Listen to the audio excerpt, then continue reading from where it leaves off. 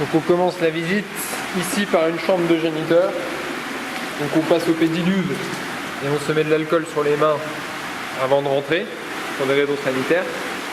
Donc ici on a des géniteurs de perche qui ont maintenant 2 ans, 3 ans pour les femelles. Elles ont fait leur première ponte cette année en février. Donc on peut déjà voir ici le principe du circuit fermé avec l'eau qui tourne. Donc ici on a le biofiltre qui va filtrer l'eau remplie d'excréments de poissons grâce à des bactéries. Et tout ça connecté par des tubes en PVC, une pompe qui est à l'extérieur et un filtre rotatif qui enlève les particules en suspension. Donc l'eau est chauffée par des serpentins, on va mieux le voir après dans la salle technique de l'écloserie. Donc ça c'est une chambre au géniteur. Ensuite on va se diriger donc vers notre écloserie. Ici on peut voir l'alimentation utilisée. Alors l'écloserie elle est composée de 8 bassins de 3 mètres cubes et d'une vingtaine de bassins de 2 mètres cubes. Donc ici on a des bassins rectangulaires qu'on appelle de type raceway. On a ici des larves qui ont environ 70 jours. Alors on va les nourrir.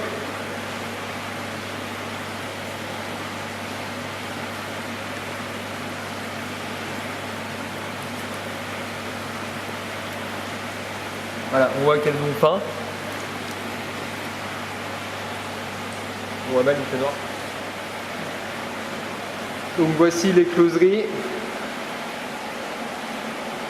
avec des bassins, toujours dans le même principe du circuit fermé. Ici par exemple on a un débitmètre qui mesure le débit d'eau qui passe dans les bassins. Donc l'avantage de ces bassins longs, c'est la crépine qui est située sur le côté. Donc la crépine c'est la grille. Et en fait, il y a un confort de travail. On voit ici la grille sur le côté, alors que dans ces petits bassins, comme par exemple ici au fond, on a la grille qui est en fait ronde au milieu, c'est une crépine. Et c'est beaucoup plus difficile de travailler sur ces bassins avec une crépine ronde. À nettoyer, c'est plus difficile.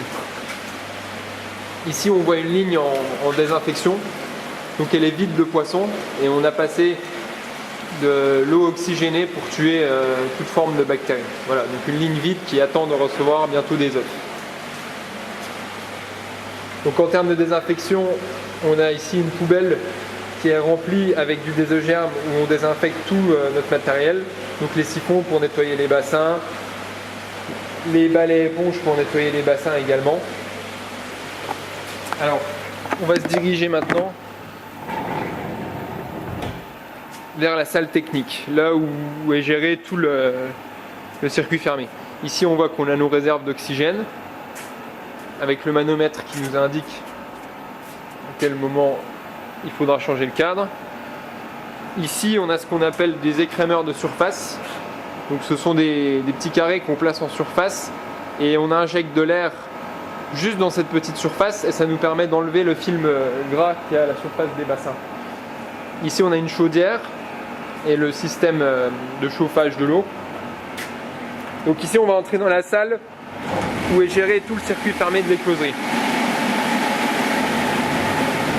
Donc l'eau tourne dans le système.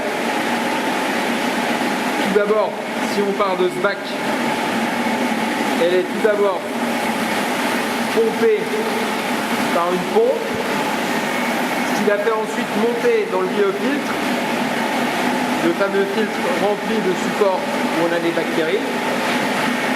Ensuite l'eau monte, les bactéries font leur action sur l'eau chargée en excréments de poisson. Elles mangent l'ammoniac produit par les poissons, le transforment en nitrite et en nitrate. L'eau ressort là-haut, elle est fluidifiée. On voit le tuyau bleu, c'est une injection d'oxygène, les poissons ont besoin d'oxygène et les bactéries aussi. Et l'eau repart ici dans notre système dans un bac tampon. C'est un des 2 bacs qui va permettre de réguler l'équilibre du système en fonction de la quantité d'eau. Donc d'un côté, quand il y a trop d'eau, elle redescend ici dans le bac tampon inférieur, et de l'autre, on voit par cette colonne qu'elle repart dans les closeries, dans les bassins pour continuer sa route. Bien sûr, elle passe dans les UV pour être désinfectée. On voit ici le passage dans les UV. Et voilà, ça repasse dans le mur, ça repart à l'écloserie. Elle passe dans les bassins avec le comme on l'a vu. Et elle ressort au niveau de ce tuyau pour arriver dans un filtre rotatif, ce qu'on appelle un filtre rotatif. Donc on va regarder le détail du filtre rotatif ici. Je vais en ouvrir un. Voilà, on voit que c'est le même principe qu'une machine à laver. Et en fait, quand le filtre est trop sale, le lavage se met en route, donc de l'eau est crachée sur la grille, ça enlève les particules qui tombent derrière dans une gouttière, qu'on ne voit pas. Mais à l'intérieur du cercle, il y a une gouttière et tout ça part à l'égout. Alors si on regarde les bacs tampons plus précisément, on a ici un serpentin, donc on a de l'eau chaude qui passe à environ 60 degrés qui nous permet de chauffer notre eau. C'est ça qui fait l'eau du système. Et ici on a des systèmes d'électrovannes. Donc cette vanne reliée avec un filtre, c'est une électrovanne gérée par l'automatisme. Quand il n'y a plus assez d'eau dans le bac tampon, elle se met en route avec de l'eau de ville simplement, qui se verse dans le bac tampon pour équilibrer le niveau. Et ici on a une électrovanne manuelle. En cas de panne, il faut prendre le relais et gérer manuellement. En bas des ponts, on ne voit pas, mais on a des crépines très importants pour qu'il n'y ait pas des gros objets qui passent dans la pompe. Et on a bien sûr deux pompes. Une pompe de secours au cas où il y en aurait une qui ne marcherait pas. Voilà, de la chaleur, de l'oxygène, tout le système qui tourne à l'équilibre.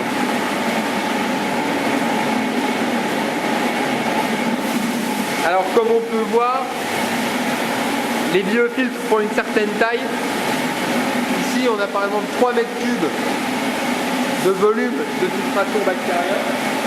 Et si on arrive à voir à l'intérieur, voilà, il y a un espèce de cône. Le système est fait ainsi. On voit mal. Maintenant on va aller voir la salle de production d'Artemia.